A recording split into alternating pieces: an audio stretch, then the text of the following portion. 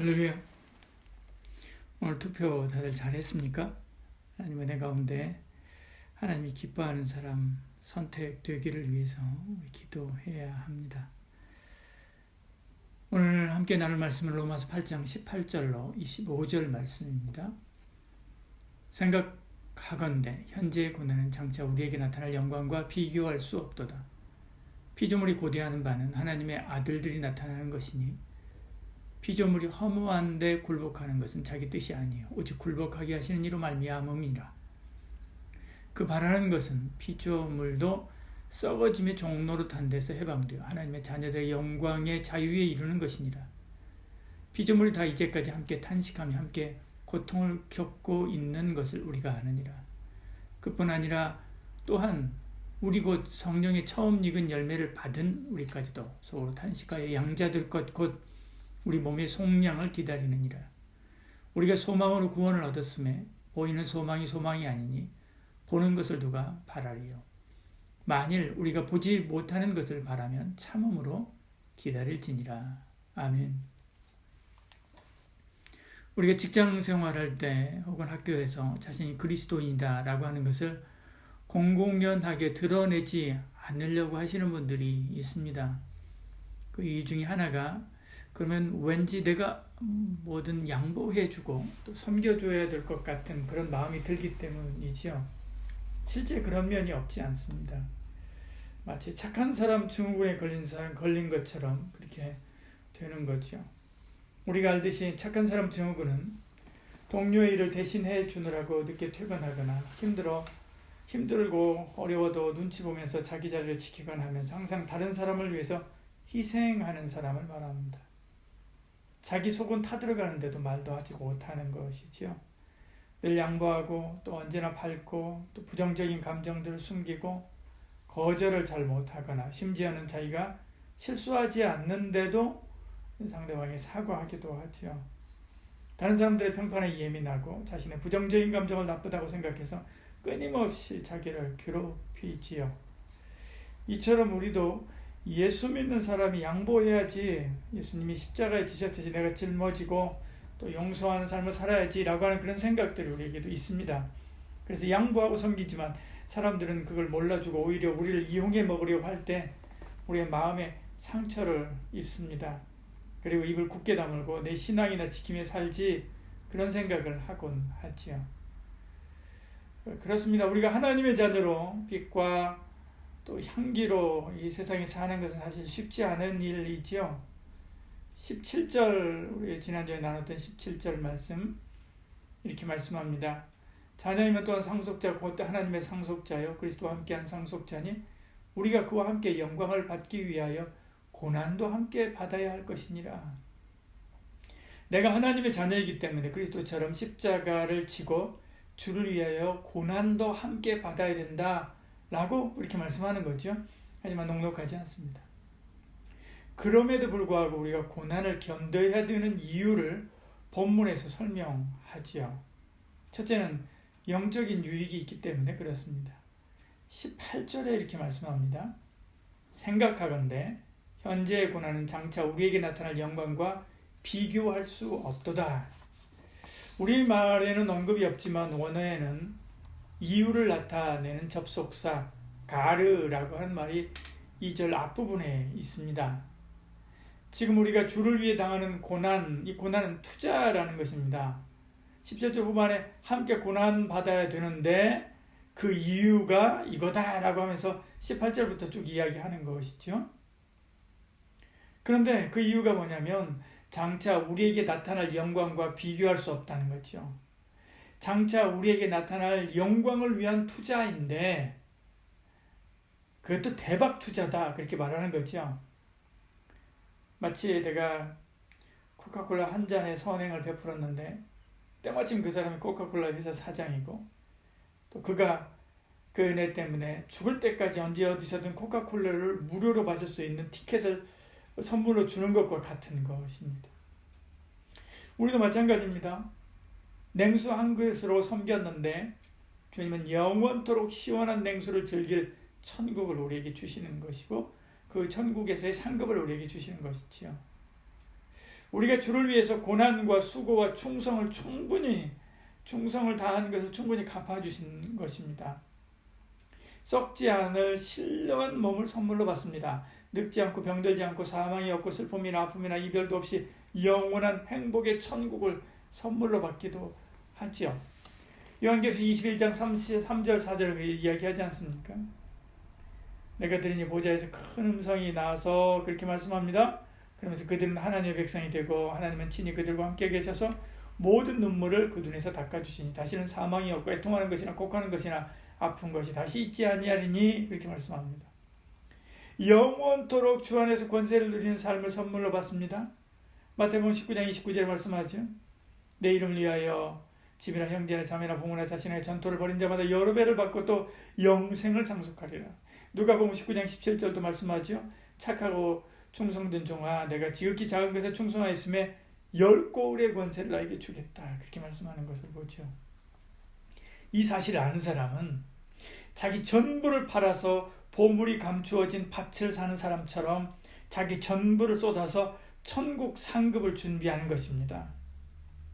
마태복음 13장 44절 이렇게 말씀하죠.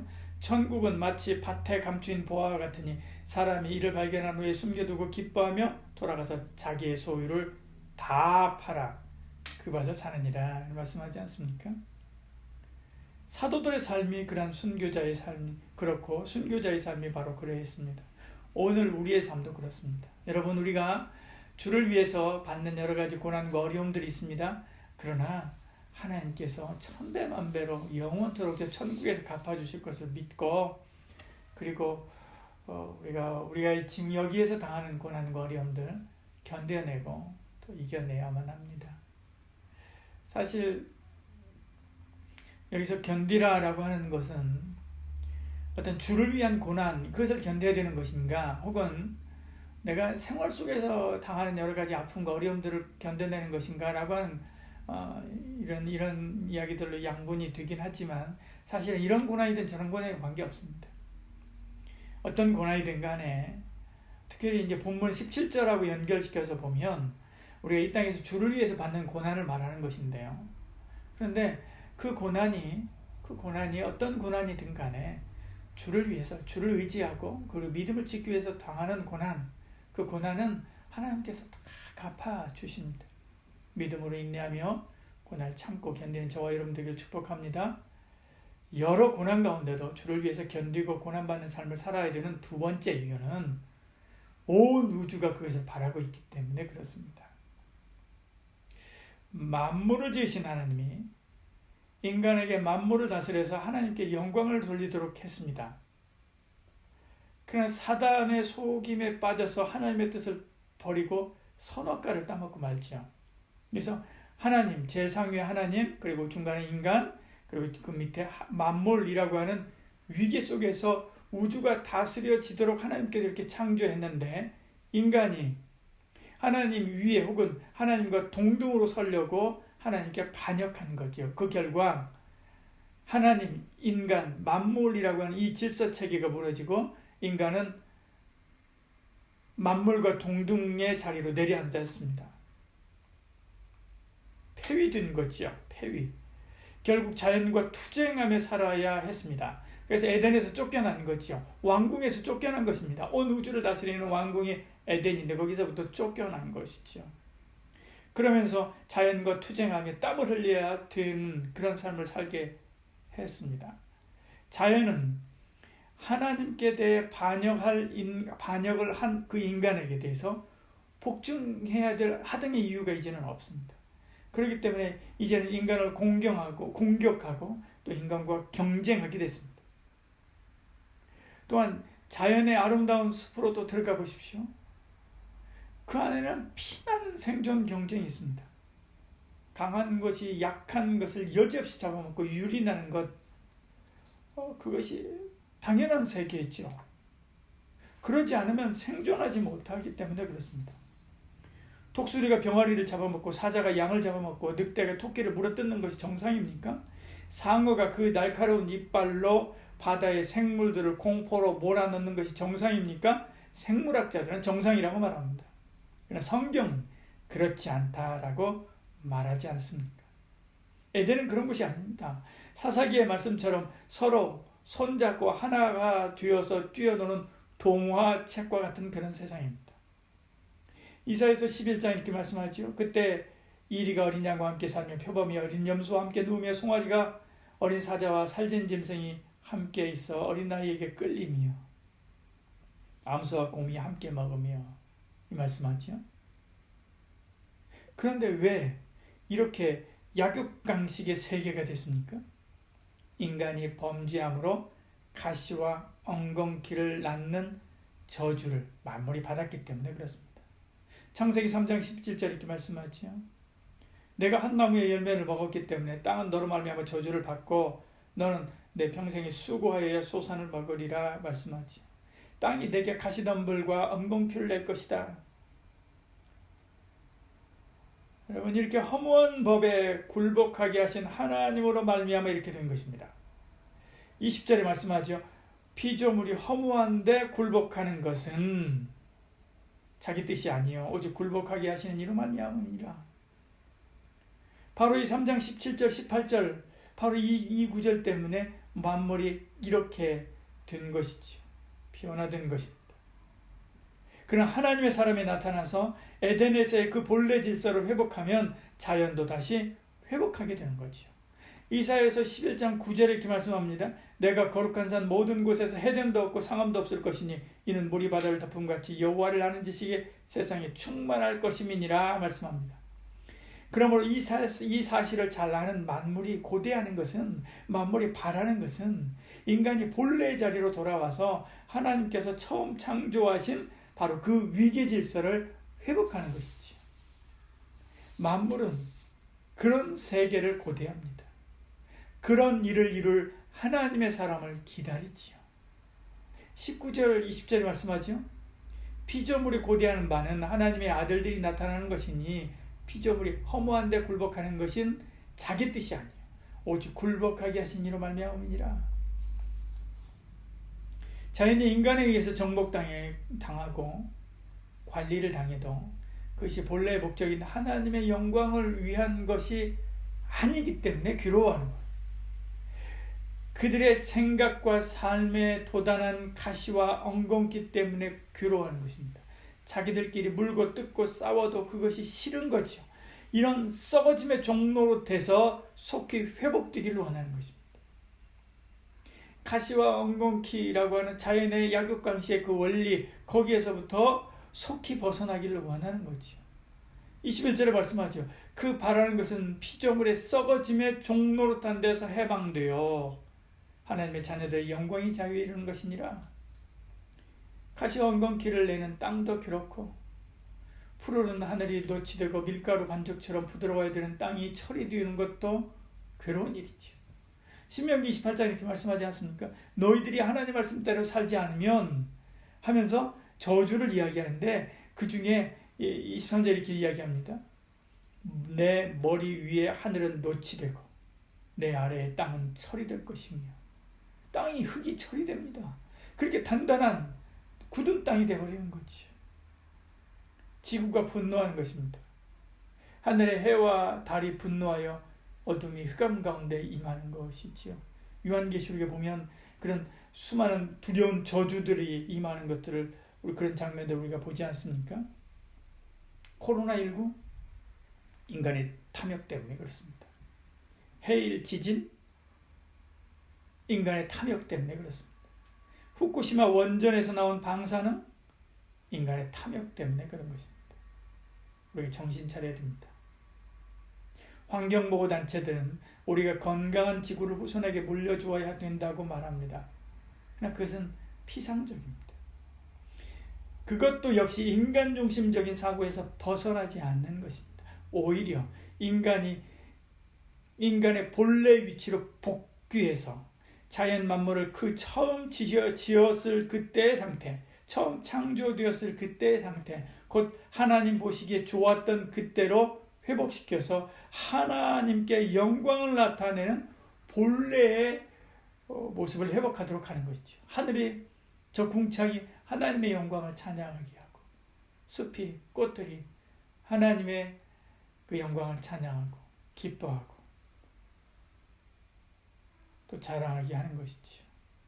이것이 그리스도인이 환경을 보호해야 되는 이유입니다. 이것이 곧 우리 자손에게 건강한 지구를 물려주는 비결이지요. 이것이 자연과 만물이 회복되게 하는 비결이기도 합니다. 이것을 온 우주 만물이 다 합니다. 그래서 우리가 어려운 가운데서도 견디면서 하나님의 아들들로 굳게 서고 바로 서기를 원하는 거지. 여러 고난 가운데서도 주를 위해서 견디고 고난받는 삶을 살아야 되는 세 번째 이유는 천국에 대한 소망 때문에 그렇습니다. 23절 이렇게 말씀합니다. 그뿐 아니라 또한 우리 곧 성령의 처음 익은 열매를 받은 우리까지도 속으로 탄식하여 양자될 것, 곧 우리의 몸의 속량을 기다리느니라 말씀합니다. 봄에 꽃이 하나가 피더니 그 다음에 무더기로 피어서 온 산이 꽃대고를 이루었습니다. 이처럼 우리가 예수 그리스도를 믿어서 성령을 받습니다. 성령이 처음 익은 열매가 바로 그 구원입니다. 처음에는 예수를 믿은 것인지 아닌지조차도 분간하기 힘들 정도로 별다른 변화가 없었는데도 시간이 지나면서 점점 성화되어 가면서 그리스도의 장성한 분량이 이르기까지 성장합니다. 성령의 열매들이 하나둘 더 맺혀지기 시작하는 거죠. 처음에는 내가 구원받았나? 라고 하는데 그 다음에 구원에 대한 확신이 들고 그리고 하나님 앞에서의 살아가는 그 삶의 기쁨이 들고 그리고 내 마음 평강이 임하게 되고 그리고 내 마음에 어떤 굳셈이 임하게 되고 그리고 섬김 그리고 사랑 그리고 은사들이 나타나는 것이죠. 그러다가 저 천국에 들어가서 영원한 영화의 단계까지 들어가게 됩니다. 하나님의 자녀로서 완전한 권세를 누리는 저 천국에서의 삶까지 가는 거죠. 근데 우리는 아직 이 땅에 있으니까 천국에 가서 살아갈 그 복된 날을 기대하고 또 소망하면서 기다리는 것입니다. 성화를 하나하나 이루어가는 것입니다. 성령의 열매들을 하나하나 더 맺어가는 것이죠. 그 천국에 대한 소망을 붙잡고 천국에 들어갈 때까지 어떻게 인내하면서 사는 겁니다. 24절 25절 말씀이 그겁니다. 우리가 소망으로 구원을 얻었으며 보이는 소망이 소망이 아니니 보는 것을 누가 바라리요. 만일 우리가 보지 못하는 것을 바라면 참음으로 기다릴지니라. 참음으로 기다릴지니라. 이 천국 소망, 이 소망이 보이지 않지만 확실하다는 것을 우리는 압니다. 그래서 참고 또 참으면서 그 소망의 날이 내 삶 속에서 완전히 이루어지기를, 구원이 완전히 완성되어지기를 기다리고 기다리는 것이지. 주님 오실 그날까지 기다리는 것입니다. 초대교회 로마의 박해가 거세어지고 다시 오신다고 하는 주님이 오시지 않자 많은 사람들이 믿음을 저버렸습니다. 초대교회의 믿음을 지킨 성도들 굉장히 많지요. 사자 앞에서도 벌벌 떨지 않고 자신의 신앙을 분명히 고백했었던 사람 많습니다. 그러나 반면에 이렇게 두려움 속에서 믿음을 버리고 떠난 이들도 많이 있습니다. 금방 주님이 다시 올 줄 알았는데 10년이 지나도 안 오는 것입니다. 100년이 지나도 안 오는 것입니다. 300년이 지나도 안 오는 것입니다. 1000년이 지나도 안 오지. 지금 2000년이 지났지 않습니까? 안 오니까 사람들이 안 오는가 보다 하고 다른 것들을 찾는 겁니다. 결국 세상에 굴복하여 믿음을 포기한 사람들 부지기수입니다. 그러나 우리 인생은 기다림의 연속입니다. 기다리지 않고 되는 일은 하나도 없습니다. 기다림이라고 하는 것 자체가 시간이죠. 기다림이 시간 아닙니까? 일반 상대성 이론에 의하면 시간은 공간이고 공간은 물질이고 그것은 곧 에너지죠. 그러니까 시간이 없으면 공간도 없고 공간도 시간이 없으면 물질도 없고 시간이 없으면 에너지도 없는 겁니다. 시간이 없으면 아무것도 없는 것이죠. 시간은 모든 것입니다. 기다림이 없으면 아무것도 없는 것입니다. 기다림은 모든 것을 얻을 수 있습니다. 모든 것에는 또 기다림, 그 시간이 내재되어 있는 것입니다. 우리 인생은 기다림, 그 시간의 연속입니다. 기다려야 됩니다. 컵라면을 먹으려고 해도 3분을 기다려야 되고, 초등학교를 마치려고 해도 6년을 기다려야 되고, 아이가 태어나는데도 10개월을 기다려야 됩니다. 인내 없이 이루어지는 것은 아무것도 없습니다. 천국 소망이 바라는 것으로 그치지 않고 그것이 실상이 되려면 역시 믿음으로 기다려야 되지요. 천국 소망을 가졌습니까? 내가 지금이라도 죽으면 천국 간다는 확신이 있습니까? 잘하셨습니다. 이제는 기다려야 됩니다. 믿음 버리지 말고 아직 남은 이 땅의 삶에서 인내하면서 주를 위해 살고 저 천국 주님의 따뜻한 품에 안길 때까지 믿음을 버리지 않고 온전히 주를 따르는 삶을 살도록 인내하며 기다려야 합니다. 여러분, 여러분의 삶에는 어떤 어려움이 있습니까? 인내하며 믿음으로 이기시길 바랍니다. 저 천국에서 우리를 위해 예비된 상급은 여기서 우리가 힘든 것과 비교할 수도 없이 영광스럽고 큰 것입니다. 또 온 우주가 우리가 그 하나님의 자녀로서의 삶을 살아가고 또 하나님의 자녀로서의 하나님께서 처음 창조하신 창조 질서를 다시 회복하는 그런 이력을 감당하기를 응원하고 있습니다. 우리가 하나님의 자녀로 바로 서기를 학수고대하고 있지요. 끝까지 천국 소망을 붙잡고 믿음의 경주를 완주해서 이 경기를 마치고 주님 품에 안기는 마지막 순간에 착하고 충성된 종아 내가 수고했다 라고 주님께 칭찬 듣는 저와 여러분 되시기를 축복합니다. 기도하겠습니다. 사랑이 많으신 우리 하나님, 여러 가지 어려움과 힘든 일들이 우리 가운데 있습니다. 또 경기가 어려워진다고 불안하기도 합니다. 전 세계적인 불황이고 또 전 세계적인 어려움입니다. 이럴 때 우리가 더욱더 인내하며 주를 바라보고 또 우리가 신앙생활하기 참 힘든 이 시대에도 천국에 대한 소망 확실히 붙잡고 하나님 기뻐하는 신앙생활 해가는 저희들 되게 하여 주시옵소서. 가로수가 저 하늘이 밭에 풀들이 그리고 곡식들이 내가 하나님의 자녀로 굳게 서서 하나님께 영광 돌리며 이 자연 만물을 바라보면서 또 이 자연 만물을 가꾸면서 그 자연 만물이 하나님께 영광 돌리는 존재가 되도록 하는 것을 학수고대하고 있습니다. 그들이 응원을 받고 있는, 온 우주의 응원을 받고 있는 저희입니다. 힘내어서 믿음으로 주님 부르시는 그날까지 견디고 인내하 승리하는 저희들 되게 하여 주시옵소서. 예수님 이름으로 기도드리옵나이다. 아멘.